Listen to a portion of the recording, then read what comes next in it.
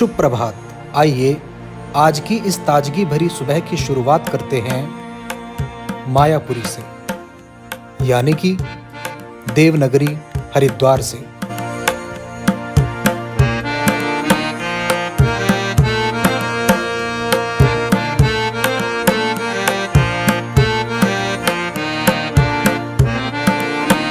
जहां है कपिल मुनि के प्रकोप से भस्म बन चुके राजा सगर के 60,000 पुत्रों का उद्धार करने वाली पतित पावन मां गंगा।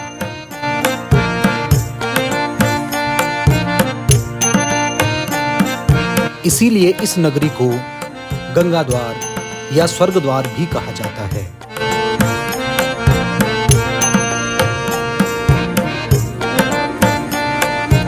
और आज हम आए हैं इस देवनगरी हरिद्वार में शिवरात्रि में महादेव के जलाभिषेक के लिए पवित्र गंगा जल लेने।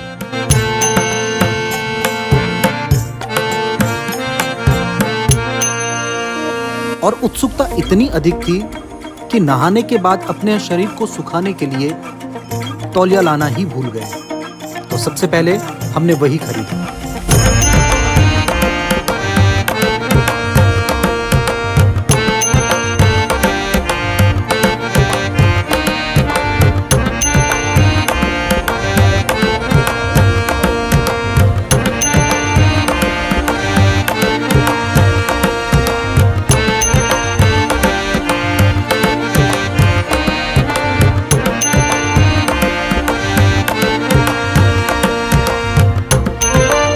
हरिद्वार पौराणिक नगरी के साथ साथ ऐतिहासिक नगरी भी रही है और दुर्भाग्यवश गोरख्याणी के समय में यानी कि 1804 से 1815 के मध्य गोरखा काल में इसे दासों को बेचे जाने वाली मंडी के रूप में भी गोरखाओं के द्वारा प्रयोग किया गया।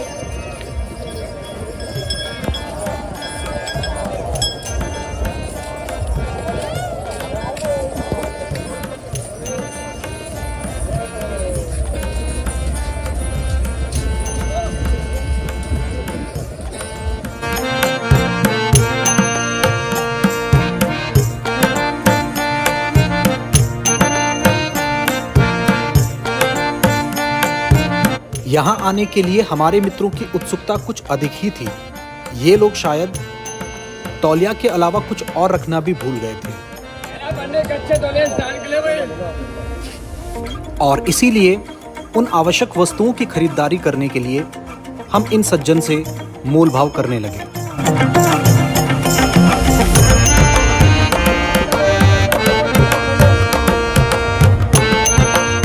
हरिद्वार जिसके नाम में ही हरि का स्मरण हो जाता है और जो स्वयं हरि के पास पहुंचने का द्वार है, जिसकी पवित्र भूमि पर चरण मात्र रखने पर हम कई पुण्यों के भागीदार बन जाते हैं। इसीलिए श्रद्धालुओं का जमघट यहाँ पर पूरे वर्ष भर बना रहता है।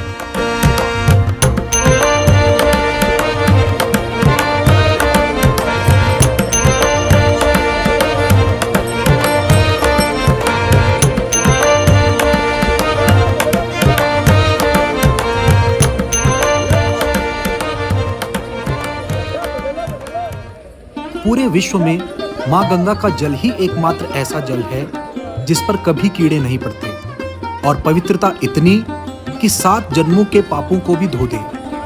इसीलिए हर ओर आपको गंगा जल भरने के लिए डब्बू से लदे हुए विक्रेता दिख जाएंगे।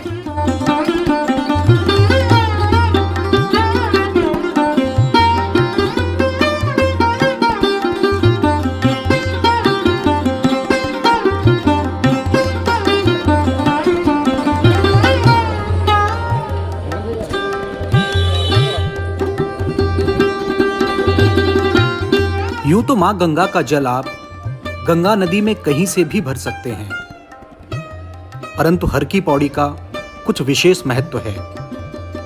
कहते हैं स्वर्ग से जब अमृत की 4 बूंदें पृथ्वी पर गिरी थी तो उनमें से एक बूंद हरिद्वार के इसी स्थान पर गिरी थी। इसी स्थान पर भगवान विष्णु भी पधारे थे। शिलाओं पर उनके पदचिन्ह आज भी देखे जा सकते हैं और इसीलिए हम लोग भी गंगा जल भरने हर की पौड़ी पहुंचे हैं।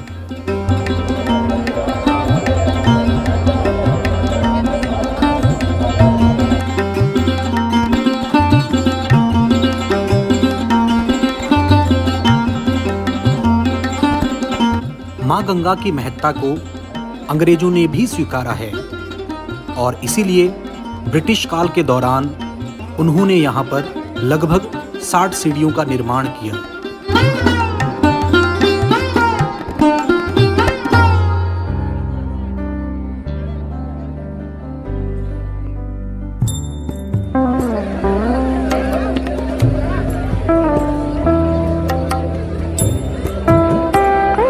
सन 1938 में उत्तर प्रदेश के आगरा के एक जमींदार हरज्ञान सिंह कटारा द्वारा भी यहाँ पर घाटों का विस्तार किया गया।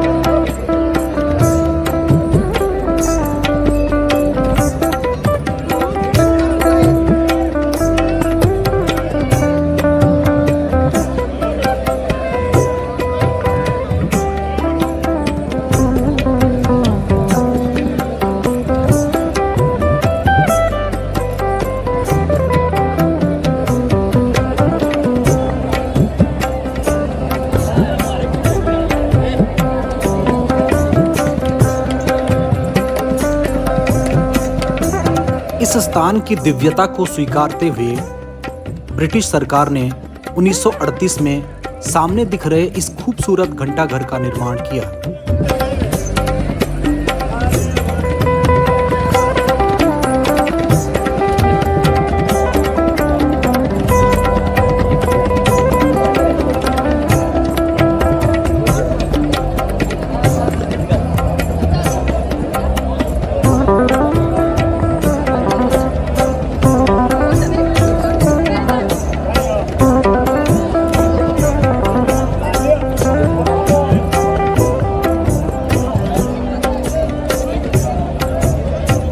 पहली शताब्दी ईसा पूर्व में महाराजा विक्रमादित्य ने अपने भाई भर्तृहरि की याद में इस भव्य और दिव्य घाट का निर्माण करवाया था।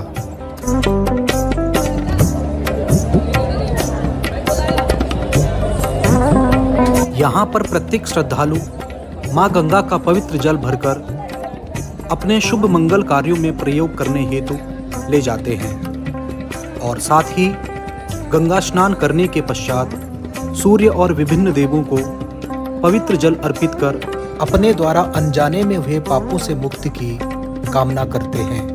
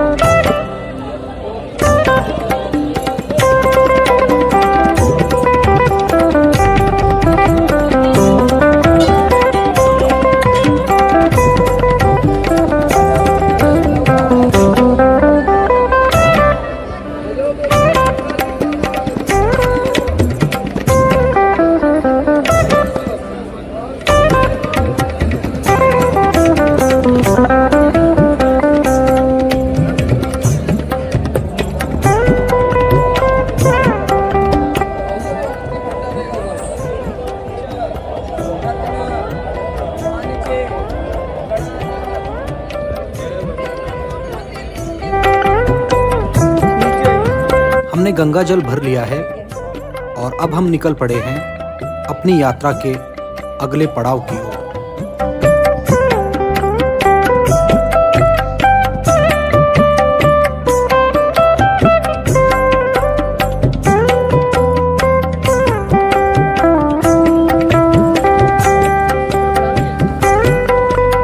सत्य हिंदू सनातन धर्म की विजय पताका के रूप में फहराए जाने वाले इन शानदार ध्वजों को देखकर हम अपने आप को नहीं रोक पाए। हमने एक प्यारा सा झंडा खरीदकर अपने आगे की यात्रा प्रारंभ कर दी।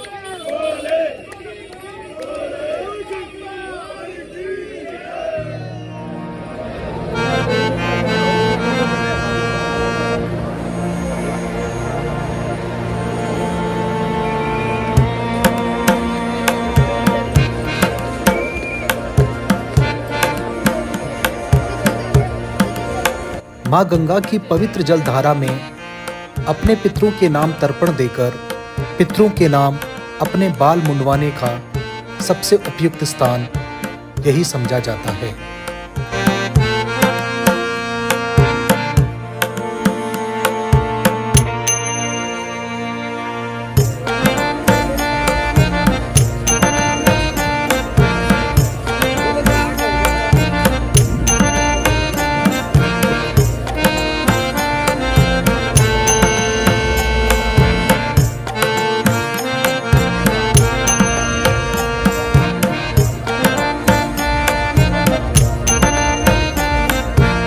माँ गंगा की ही महिमा है, जिन्हें उनके स्वयं के परिवार ने ही त्याग दिया है, जिनका स्वयं का शरीर उनके जीवन यापन करने के लिए असमर्थता जता रहा है।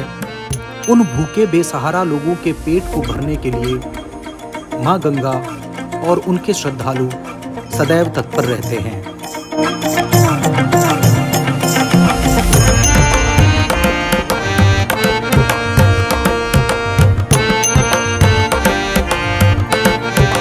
आज महाशिवरात्रि के 2 दिन पहले से ही महाशिवरात्रि के पवित्र दिन को महादेव के जलाभिषेक के लिए निर्मल माँ गंगा का जल लेने के लिए बालक क्या हों, बालिकाएं क्या हों, नर क्या हों, नारी क्या हों, छोटे बच्चे क्या हों, वयोवृद्ध क्या हों, सभी कांवड़िया भक्तों का तांता लगा हुआ है।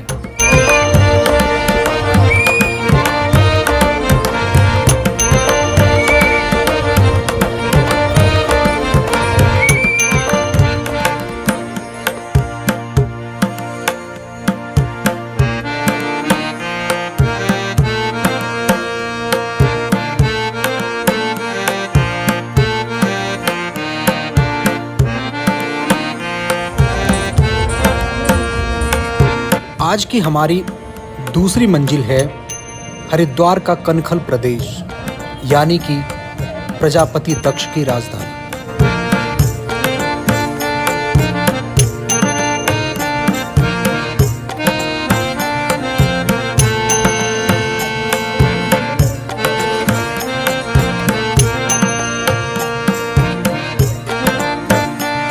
ये वही स्थान है जहां पर शिव अर्धांगिनी मां सती ने महादेव के असहनीय अपमान के कारण अपने पिता प्रजापति दक्ष के हवन कुंड में अपने प्राणों की आहुति दी थी।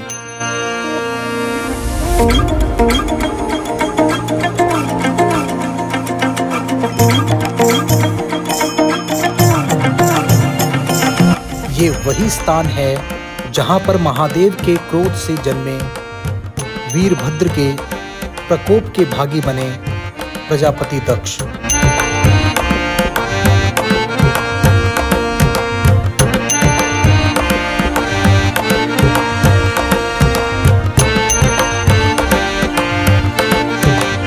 मुख्य मंदिर के गर्भगृह में दक्ष प्रजापति का वो हवन कुंड आज भी विद्यमान है जिसमें मां सती ने अपने प्राणों की आहुति दी थी।